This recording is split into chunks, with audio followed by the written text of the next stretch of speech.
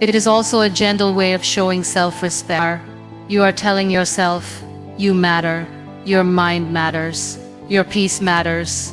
And the beautiful part, it only takes 5 or 10 minutes.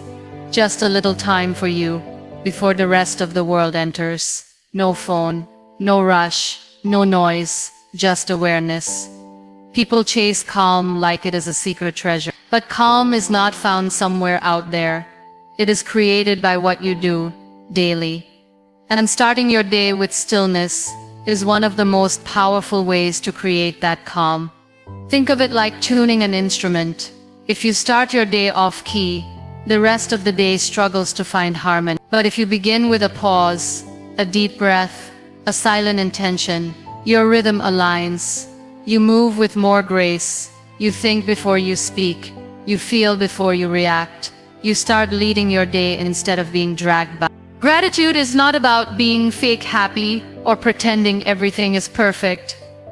It is about choosing to notice what is already here, what is already working, what is already enough.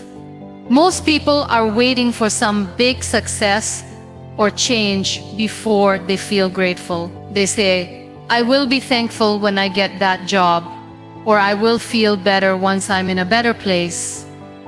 But the truth is, if you cannot feel grateful now, you will not feel grateful then. Because gratitude is not a destination. It is a way of seeing, a mindset, a daily habit. Life is not made up of only big moments. It is made of thousands of tiny, ordinary ones. The smell of tea in the morning, the sound of someone you love laughing, the way sunlight hits your wall.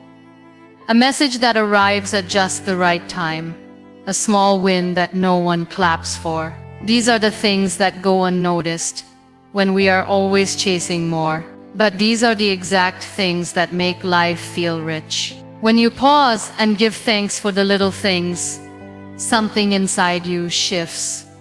Your mind stops racing. Your heart softens. You start to see beauty in what you already have. Gratitude is also protection. It protects your peace. When your mind wants to spiral into everything that is wrong, gratitude pulls it back to what is right.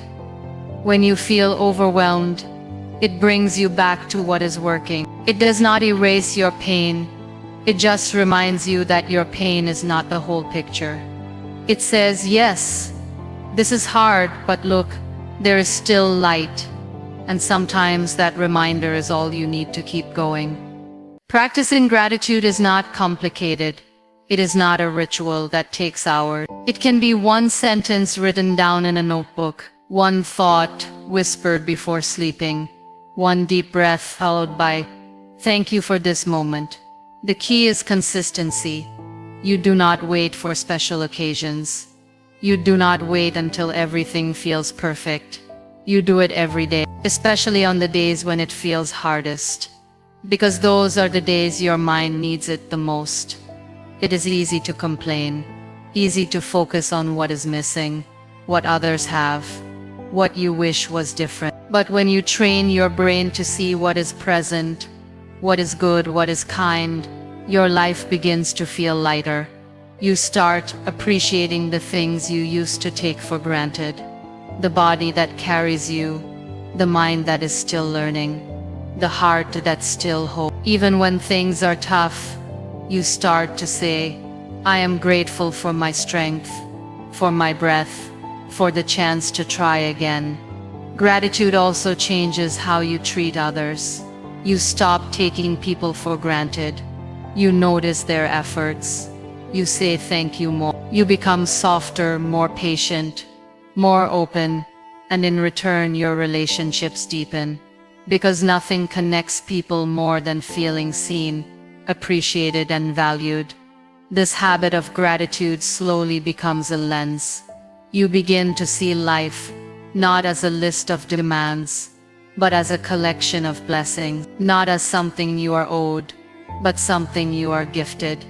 And with that shift, even your struggles begin to teach you something. Even your losses reveal what truly matters.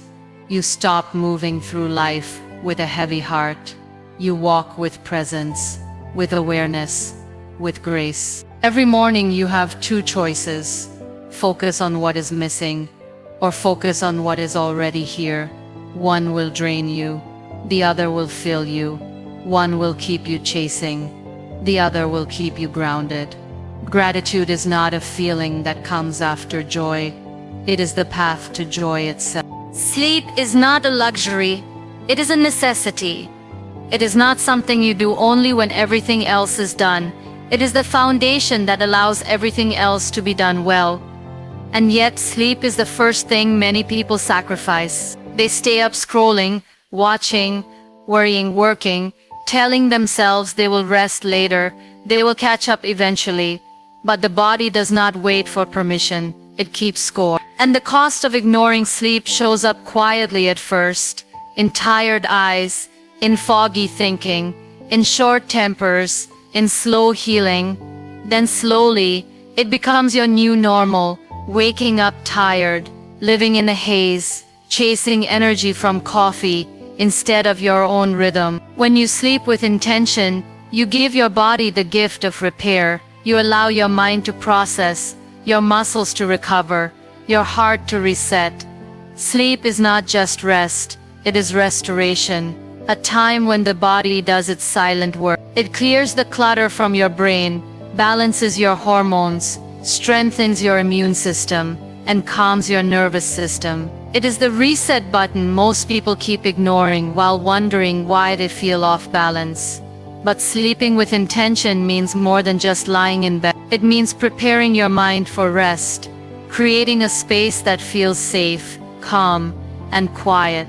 Letting go of the day instead of carrying it with you into the night. It means setting boundaries with technology, with noise, with late-night habits that steal your peace. When your sleep becomes a ritual instead of an afterthought, your life begins to feel more in sync.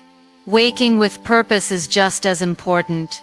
It is about rising, not in panic, but in presence, not hitting snooze over and over, but opening your eyes with a sense of choice. Starting your day not in a rush, but with a small moment of stillness. That does not mean every morning will be perfect, but it means you are not at the mercy of your alarm. You are not stumbling into your day half awake and already behind. You are showing up, alert, grounded, clear. The quality of your morning is shaped by the quality of your night. If you fall asleep with stress, chaos, noise, it follows you into the next day. But if you end your night with calm, intention, and gratitude, that energy carries forward. It becomes a rhythm, one that does not just make you healthier, but more focused, more emotionally stable, more creative, more kind. Most people chase motivation, but the truth is sleep gives you the clarity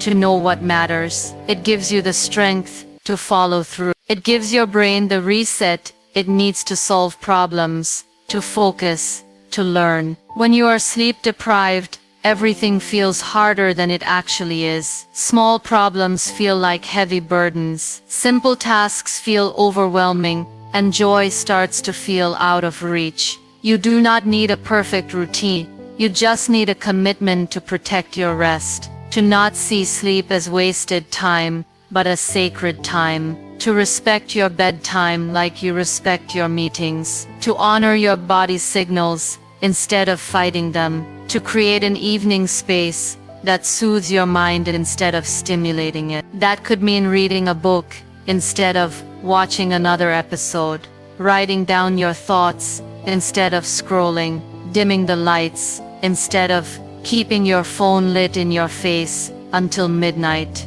Waking with purpose does not have to mean a long morning routine or chasing the sunrise every day. It simply means waking up and knowing you are not behind before the day even starts. It means beginning your morning with one clear thought, one steady breath, one calm step forward. That steadiness is not about speed, it is about direction. It is what gives you the power to move through your day with intention instead of reaction. Sleep and wake are not two separate things. They are the beginning and end of the same cycle. And when you learn to honor both, your entire life begins to feel more alive. The way you speak to yourself becomes the way you live your life.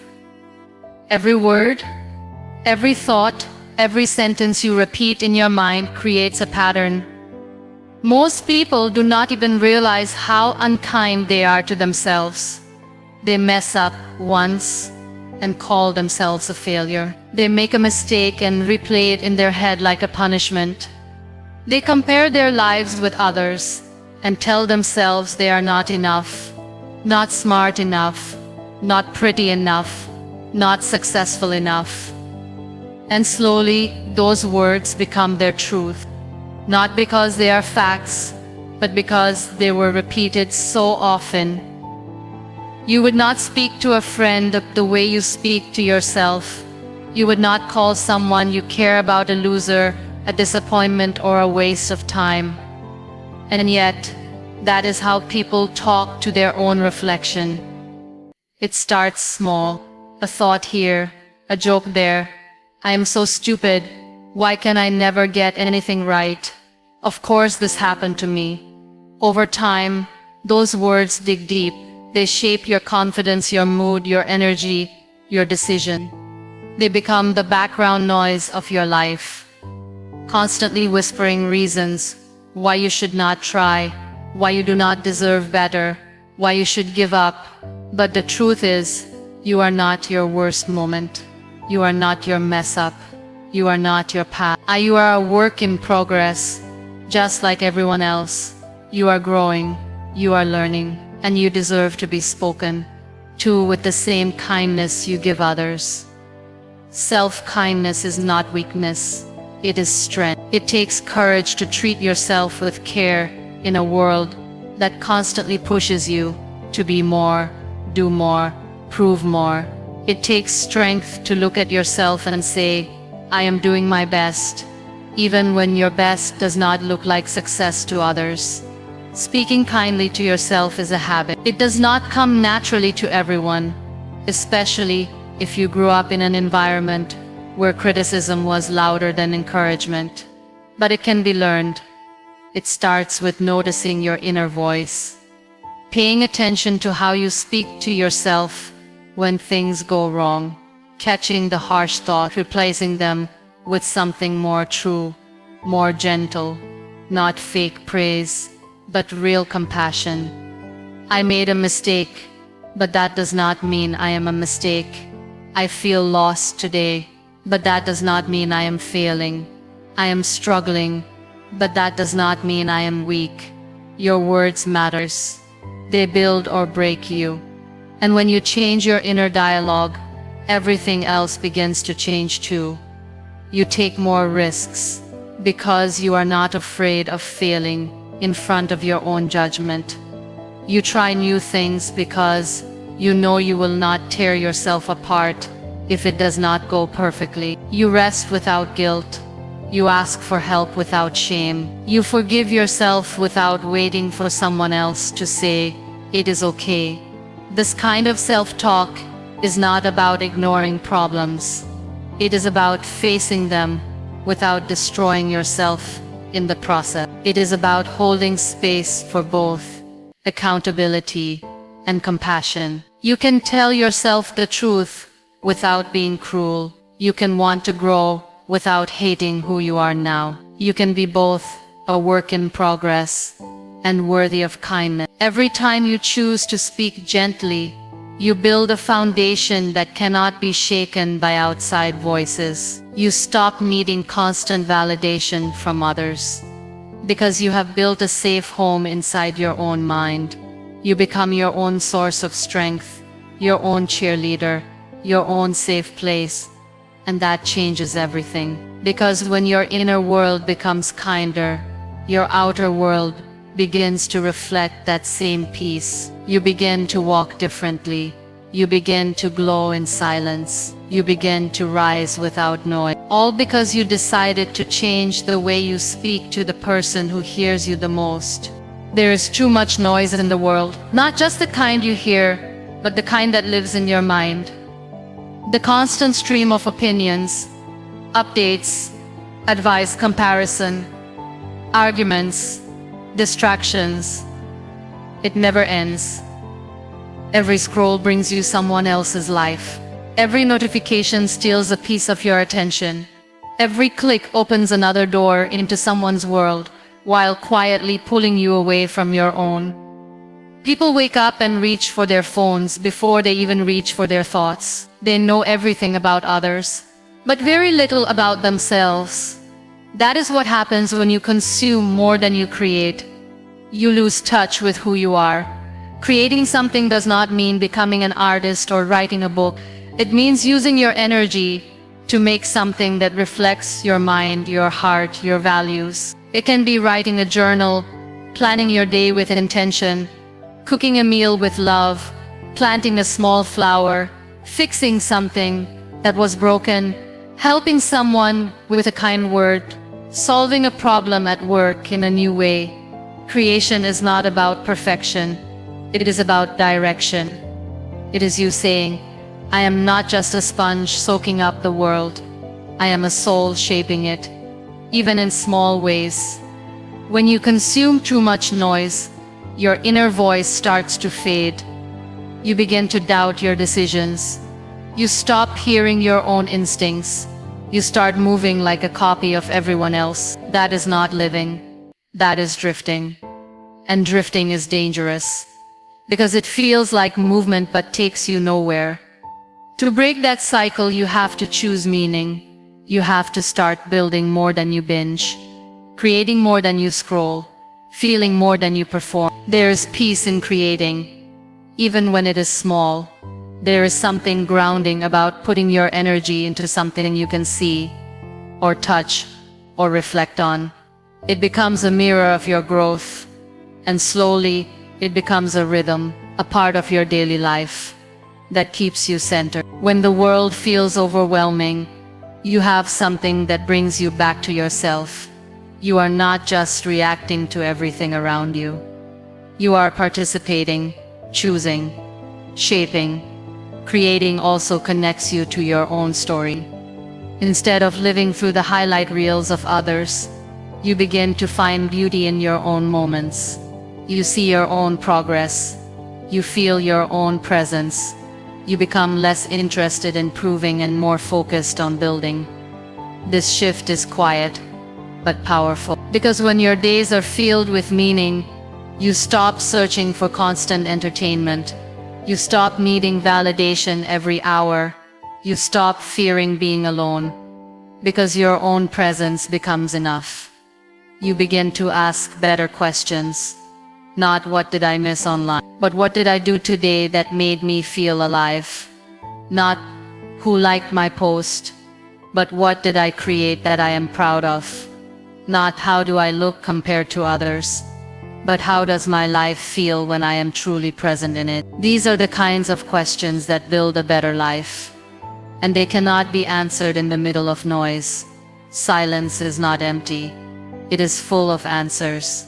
Stillness is not boring. It is rich with meaning. But you can only access that when you unplug from the noise long enough to listen. Listen to your own thoughts. Listen to your needs. Listen to your dreams. And then create something with that energy. Something real. Something true. Something that reflects who you are becoming.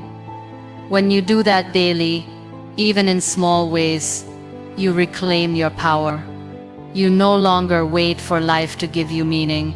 You bring meaning to life. Time is not just hours on a clock.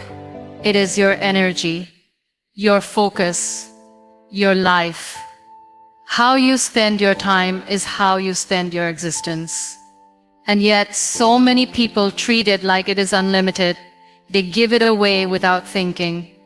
To distractions, to people who drain them, to tasks that do not align with their values, to habits that leave them empty, and then they wonder why they feel behind, unfulfilled, disconnected. But the truth is, if you do not respect your time, no one else will. You do not need more hours. You need more awareness, more clarity on what actually matters to you, more boundaries around your priorities. Because not everything deserves your time. Not every message needs a reply. Not every request needs a yes. Not every notification deserves your attention. Saying yes to everything is not kindness. Sometimes it is avoidance. Avoidance of what you really want to build. Avoidance of the hard work of focus. Avoidance of the discomfort of choosing yourself. Respecting your time is an act of self-worth. It is you saying, "My life matters enough to protect." It is not about becoming rigid or obsessed with productivity. It is about becoming intentional. Asking yourself, "Is this how I want to spend my life?" before saying yes. Recognizing that every hour you give away is an hour you never get back. Being generous with your time is beautiful, but it should come from a place of fullness, not guilt or pressure.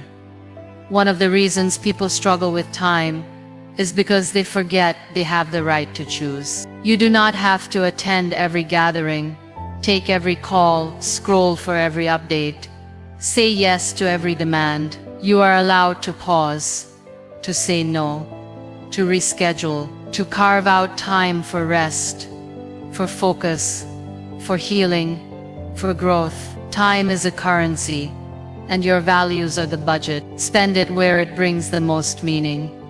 This habit of protecting your time also builds self-trust. When you say, "I will wake up early to write," or "I will exercise at this hour," and then you follow through, you begin to believe in your own word. That belief grows into discipline. Discipline grows into progress, and progress becomes the quiet proof that your life is moving in the right direction. Not because of a miracle, but because you took responsibility for how your time is spent. Distractions will always be there, but so will your dream. The difference lies in what you choose more often. It is not about never getting distracted. It is about noticing it and coming back. Coming back to your values, coming back to your focus, coming back to what you said matters to you. That return is a habit, and habits are what shape your future. Another part of respecting time is respecting the time of others. Showing up when you say you will, being present in conversations, not wasting energy on gossip, blame, or things outside your control. When you treat time with care, you become more grounded, more thoughtful, more effective. You stop rushing through life and start living inside it.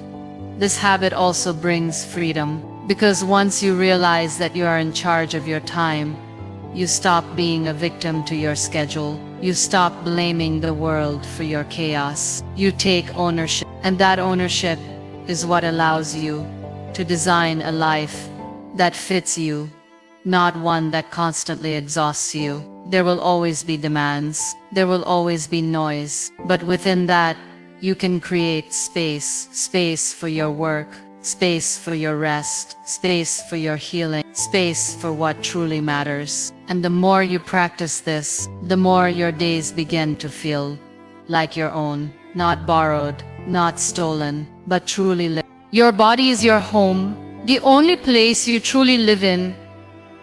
And yet, so many people treat it like an afterthought.